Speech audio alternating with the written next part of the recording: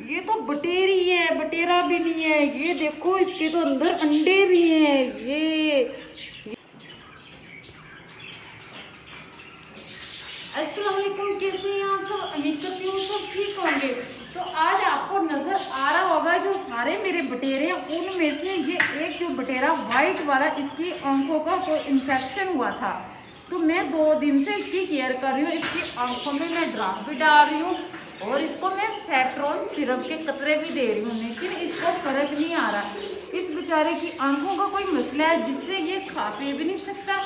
तो इसको मैं निकाल कर देखती हूँ इसके पोटे में दाना है या नहीं।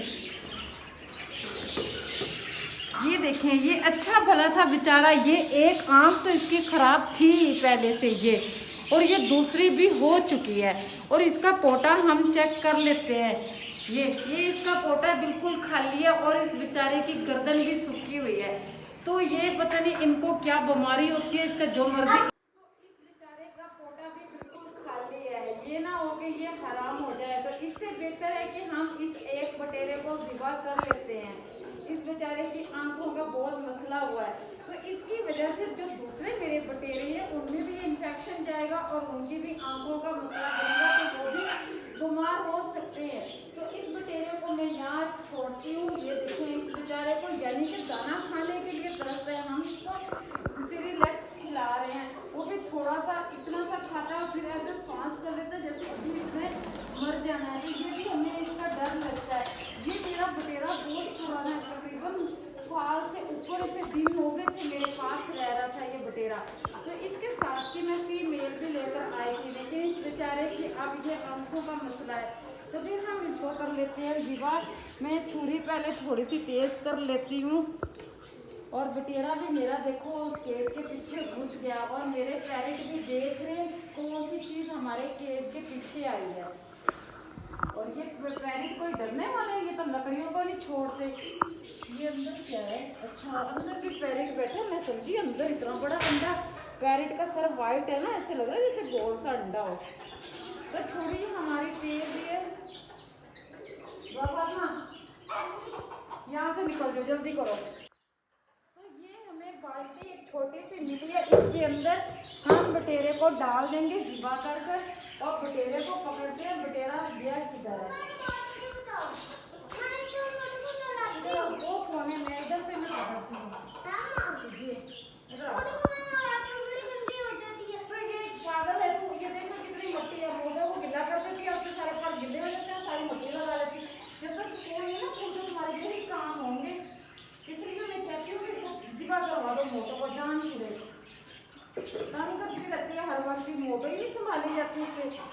तो ये मैंने अपने बटेरे को पकड़ा है। इस बेचारे की आंखों से मुझे बहुत हो रहा है, क्योंकि ज़्यादा अरसा ये मेरे पास रहा है और इसे ज़िबा करने को भी दिल नहीं चाह रहा। लेकिन मैं ये कह रही हूँ कि ये रात ही रात ये हराम ना हो जाए। तो फिर इस बेचारे को पता नहीं कितनी तकलीफ होगी, तो फिर हम इसको कर लेते हैं ज़िबा। इस तरीके से मैंने बटेरे को पकड़ लिया और यहाँ इसकी सांस की नाली भी है, और इसका हम कर लेते हैं बिस्मिल्लाह अल्लाह। इसको मैंने ज़िबा कर लिया है और इसकी जान भी निकल चुकी है। तो इसको हम कर लेते हैं साफ।